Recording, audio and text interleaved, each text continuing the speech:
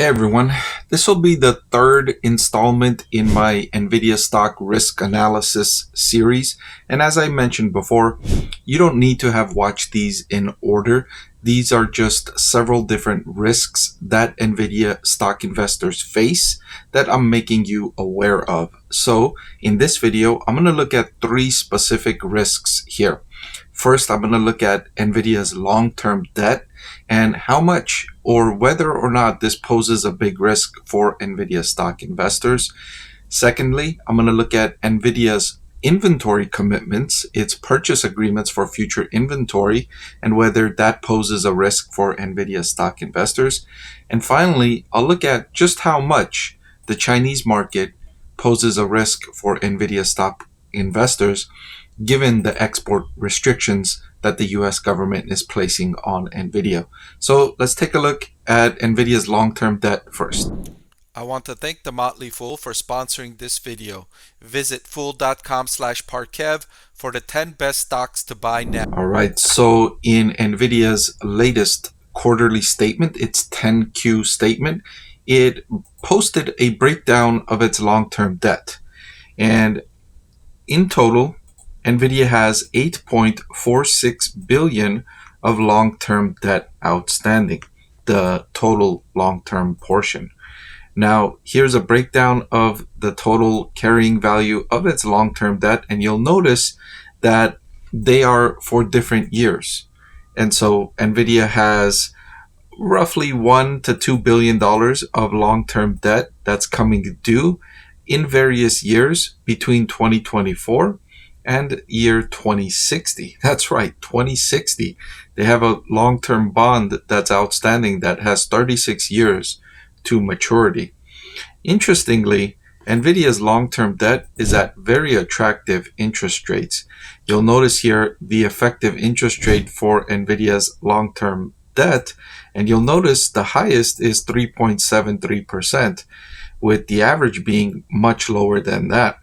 Nvidia likely entered into these agreements when interest rates were much lower. Now interest rates are significantly higher, so if it was to refinance these notes, it would have to do so at significantly higher interest rates. But the good news is that Nvidia generates so much cash flow. In fact, it generated roughly $15 billion in cash flow from operations in its latest quarter. And so it has plenty of capital to pay off these notes when they come due. For instance, it has a note coming due in 2024 of $1.25 billion. Nvidia has the cash to just pay this off if it wants to, if it doesn't want to refinance, because when it refinances, it's going to have to pay interest rates north of 5%, likely closer to 7 or 8%, given that the 30-year government bond or the 2-year government bond is earning roughly 5%. So if Nvidia wants to borrow money, it has to pay a premium to what the government bond is yielding investors, because investors would instead choose to invest in a government bond because that's theoretically zero risk and earn 5%. So if investors are going to invest in Nvidia bonds, Nvidia has to offer a higher interest rate against the government bond. So it needs to start at least 5% and then likely much higher than that, probably 6, closer to 7% perhaps, depending on the length of years Nvidia wants to borrow. So instead of refinancing, it can pay off this debt, or it could refinance at higher interest rates. So I've highlighted here that Nvidia's notes are unsecured senior obligations, and existing and future liabilities of our subsidiaries will be senior to their notes, and their notes pay interest semi-annually. They do highlight that they might redeem each of their notes prior to maturity as defined in the application of the notes. So what that means is, you see all of these other notes they have outstanding. Let's say this one that's due in 2040. So they don't have to pay this back, this $1 billion. They don't have to pay that principal back until 2040. But if Nvidia finds an opportunity to pay this off earlier, they might do it. They might do it if the market conditions work in its favor and they have the cash. and they decide that this is a good use of their cash, they might do it. They might just pay off some of this debt. They certainly have more than enough cash to do so. In closing, for the lending part, the long-term debt, it does not pose a large risk for Nvidia stock investors, given the relatively small portion of long-term debt compared to how much cash flow the business generates. All right, moving on to inventory purchase commitments. So as of April 28th, they had outstanding inventory purchase and long-term supply and capacity obligations totaling $18.8 billion. And so let me explain what these purchase agreements usually are. When companies like Nvidia conduct business, they maintain communication with their suppliers so that they both can work together to meet customer demand. So if Nvidia feels like next year they're going to have a certain amount of customer demand and they want to have the inventory to fulfill that customer demand, they'll talk with their suppliers this year and probably last year to make sure they build up the inventory needed to serve the customer demand in 2025. So these talks happen ahead of time, and Nvidia, wanting to secure a priority placement with their suppliers, of course, one of their main suppliers, one of their main manufacturers, remember Nvidia outsources their manufacturing, is Taiwan Semiconductor Corporation. So they communicate with Taiwan Semi and say, look, we want you to build this much inventory for us next year, and we're willing to agree to purchase this much for next year. So we'll enter into an agreement, a binding agreement, where we cannot cancel, where if we do cancel, we'll have to pay you a cancellation fee. And that way, Taiwan Semi can feel confident that Nvidia is going to buy the inventory it produces, and so they can buy up the raw materials, hire the labor, etc., everything they need to do to make sure that they fulfill this order from Nvidia. So this sometimes poses a risk for companies because they're agreeing to purchase so much inventory before they know what customer demand is going to be like.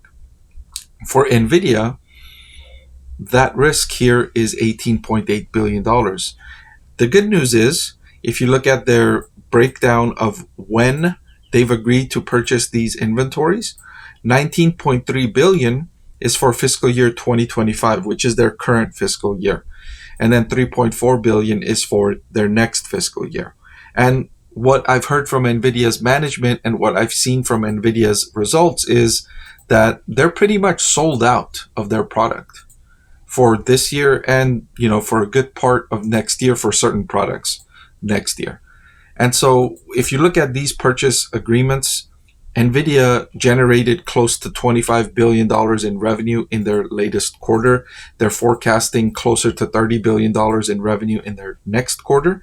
So if you compare their inventory purchase agreements and their obligations versus their demand and their quarterly revenue generation, it's not a very big risk for Nvidia stock investors. In fact, it's a very muted risk for Nvidia stock investors. And lastly, I wanted to discuss the risk for Nvidia stock investors related to China and the export restrictions to China. Now, you see a breakdown of its revenue in its latest quarter, and the company generated $26 billion in revenue. I know I mentioned $25 billion earlier. I was just estimating. And you look at the total amount of revenue allocated to China was $2.491 billion. So less than 10% of its revenue goes to China. Now, if you look last year, that was a larger percentage, 1.59 billion out of 7.1 billion. So a little more than 20% last year was allocated to China, but then given the export restrictions, that became a smaller portion of its overall business, but it still increased by roughly 1 billion.